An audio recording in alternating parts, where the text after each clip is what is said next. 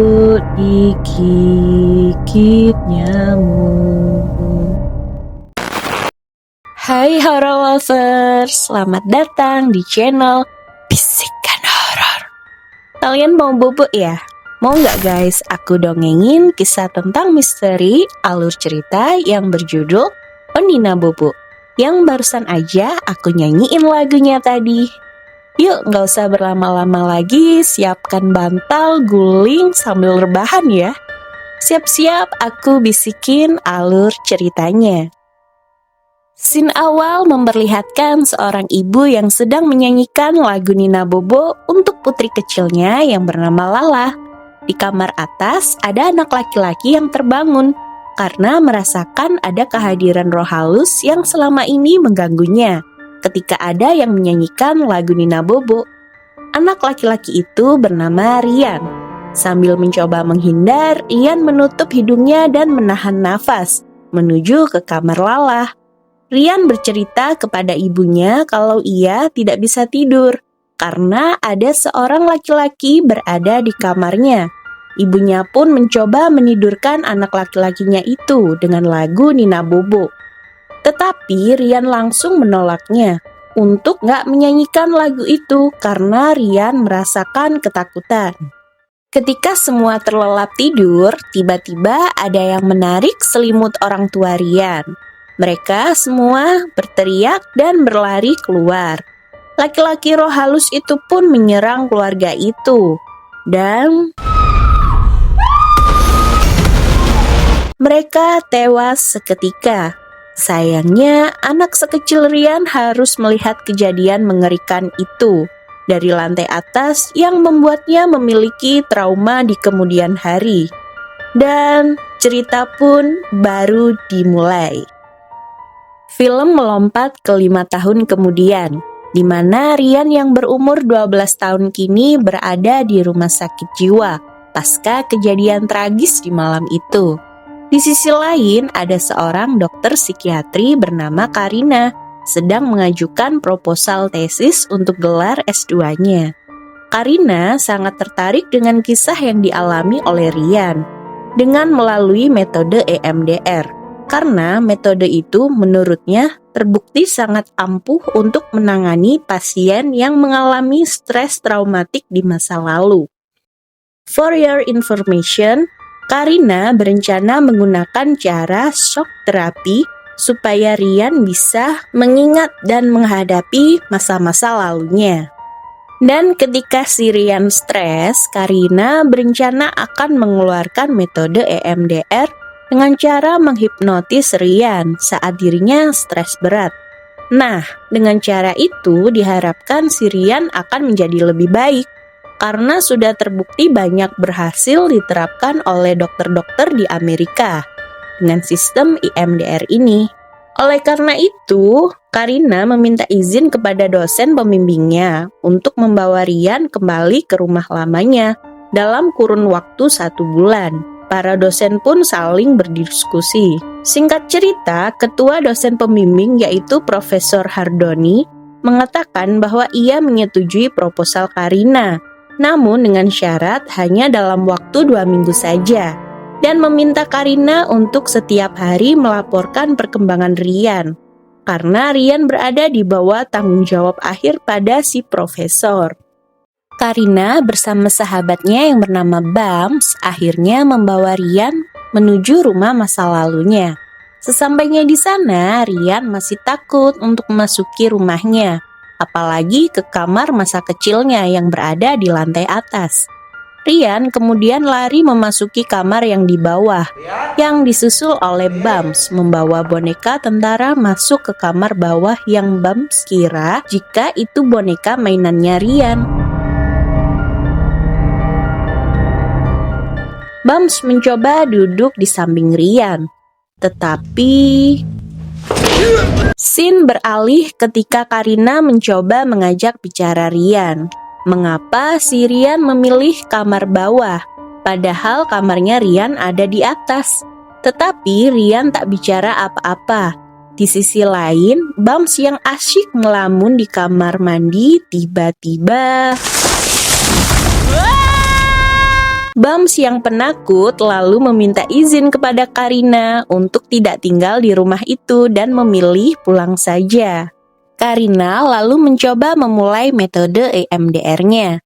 Dia mencoba menanyakan beberapa pertanyaan untuk Rian. Rian hanya menjawab dengan anggukan atau bahkan tidak menjawab sama sekali. Sambil membuang muka, Karina mencoba menceritakan dongeng kepada Rian. Ternyata Rian pelan-pelan mulai merespon dan menoleh ke arah Karina. Malamnya, Karina membuat blog untuk merekam dirinya sendiri tentang laporan atas apa yang ia telah usahakan. Di sana, Karina bercerita jika ia merasa senang bisa diizinkan oleh profesornya untuk membawa Rian ke rumah lamanya, dan berharap tesisnya selesai dengan cepat dan mendapat predikat sebagai lulusan terbaik. Keesokannya, Karina terbangun karena mendengar ada telepon berbunyi. Yang ia kira itu adalah profesornya. Oh, begitu. Namun setelah diangkat, ternyata cuma Bams. Otomatis Karina kesal dibangunkan Bams pagi-pagi. Tak lama, telepon Karina berbunyi lagi. Dan kali ini yang telepon adalah profesornya, menanyakan perkembangan Rian. Karina dengan senang hati menjawab bahwa di hari pertama Rian masih pasif dan terlihat kurang nyaman kembali ke rumahnya. Tetapi Rian agak tertarik saat Karina mencoba menceritakan dongeng untuk Rian. Karina kemudian mencoba lagi metode EMDR-nya sambil menanyakan apa yang diingat Rian pada peristiwa malam waktu dulu. Mendengar itu, Rian menunjukkan reaksi aneh. Tentu saja membuat Karina untuk menghentikan percobaan EMDR-nya di hari itu. Karina mencoba naik ke lantai atas untuk mencari tahu mengapa Rian begitu takut untuk ke sana. Namun, Karina tak menemukan apa-apa, hanya kamar Rian yang terkunci. Ketika malam datang, Karina kembali membuat blog dan mengatakan jika Rian jelas mengalami hal yang mengerikan, dan di tengah-tengah blog itu Karina mencoba melihat ke kamar Rian. Tampak Rian latihan menahan nafas dengan diwaktui. Karina menanyakan mengapa Rian suka menahan nafas, tapi lagi-lagi Rian cuma bisa terdiam. Saat Karina tertidur, ada yang coba mengetuk-ngetuk pintu di tengah malam. Dan Karina mengendap-endap mengeceknya. Dan tidak ada siapa-siapa di sana. Akan tetapi, pagi harinya Karina udah rajin nih ngerjain tugas tesisnya. Lalu pergi ke kamar Rian yang di bawah. Karina melihat boneka tentara itu berdiri sendiri.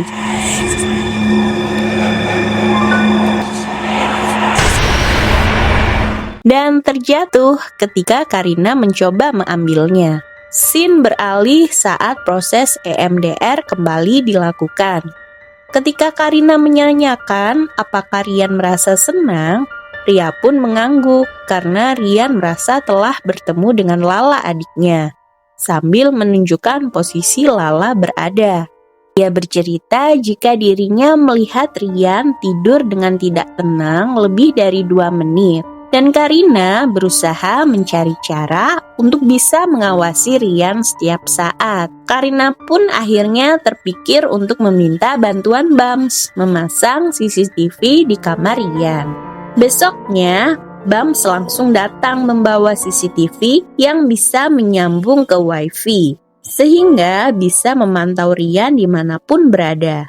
Saat Karina keluar kamar, terlihat lantai depan kamar mandi basah. Langsung gugup dong Karina dan mendapati Rian yang menenggelamkan diri di bak mandi sambil tahan nafas. Untungnya, Bams secara sigap menarik Rian ke atas. Kali ini Karina mencoba mengajak Rian naik ke atas sambil sedikit memaksa dengan harapan Rian bisa melawan rasa traumanya. Akan tetapi belum sampai di atas, Rian sangat ketakutan dan berlari lagi ke bawah. Karina mencoba membuka box yang berisi berkas-berkas masa lalu Rian.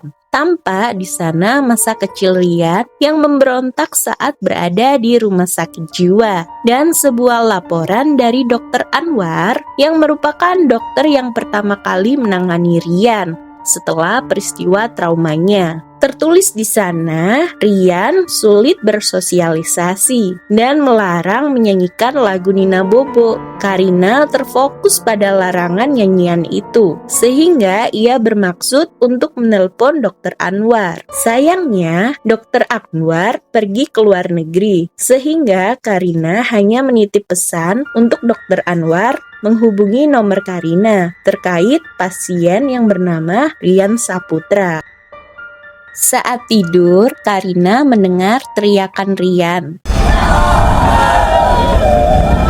yang mengalami kejang-kejang, membuat Karina menyuntikkan obat penenang di tangan Rian. Bams yang saat itu sedang menonton TV, tiba-tiba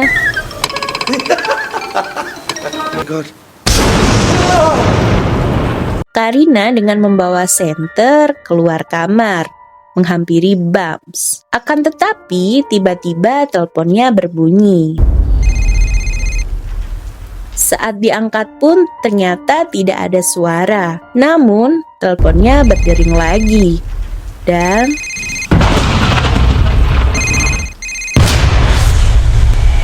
Karina lalu mengatakan pada Bams bahwa dirinya akan tidur duluan. Sambil menyalakan segenggam lilin, Bams mendengar suara Karina sedang memanggil dari arah bawah tanah. Dan ketika dicek, lampu nyala seketika.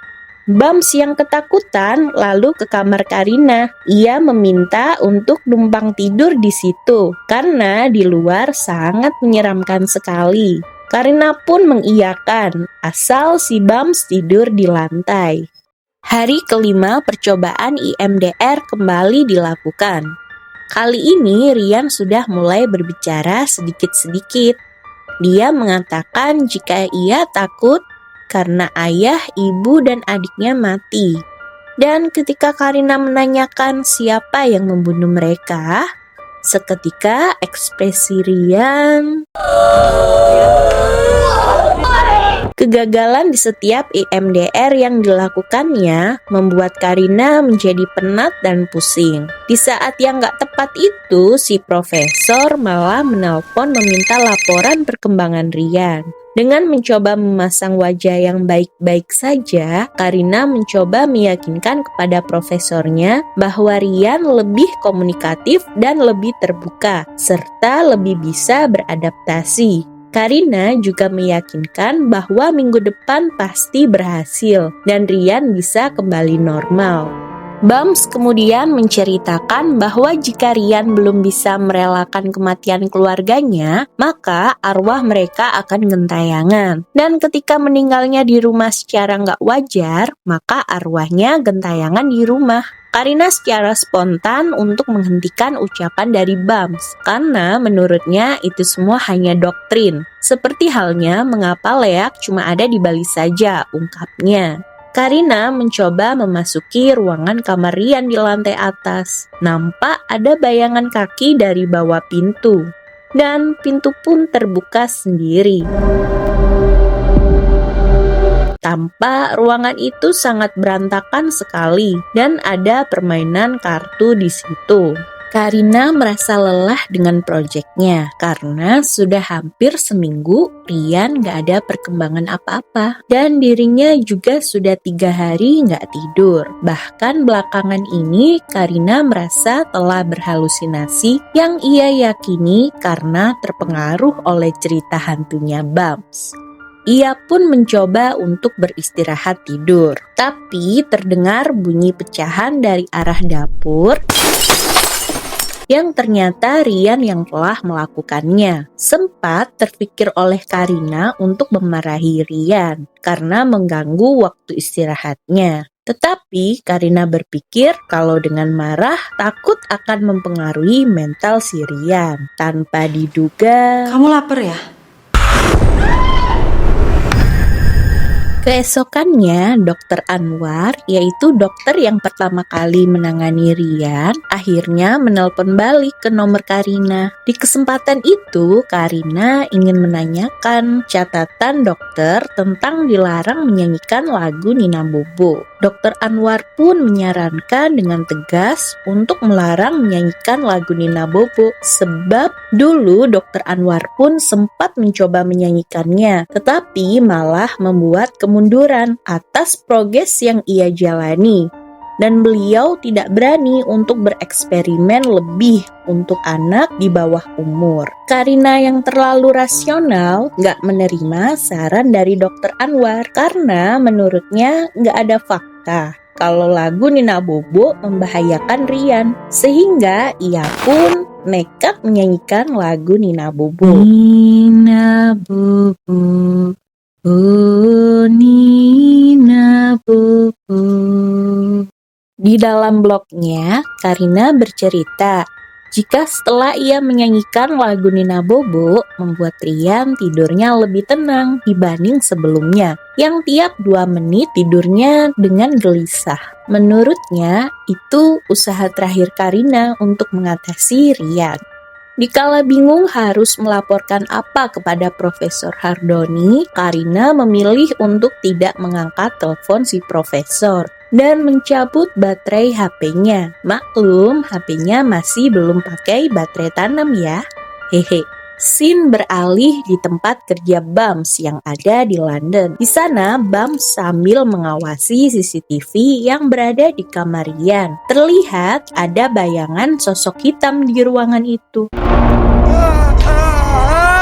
yang membuat Bams terkaget dan melpon Karina berulang-ulang kali, namun tak tersambung. Ketika tidur, Karina mendengar ada suara berisik lompat tali, dan ketika menoleh, pagi harinya Rian terbangun dengan kondisi yang lebih baik. Akan tetapi, ia melihat di lantai terdapat mainan balok dan kartu yang ia yakini itu perbuatan hantu sosok hitam yang mengganggunya. Rian berlari keluar dan menuju ke kamar Karina.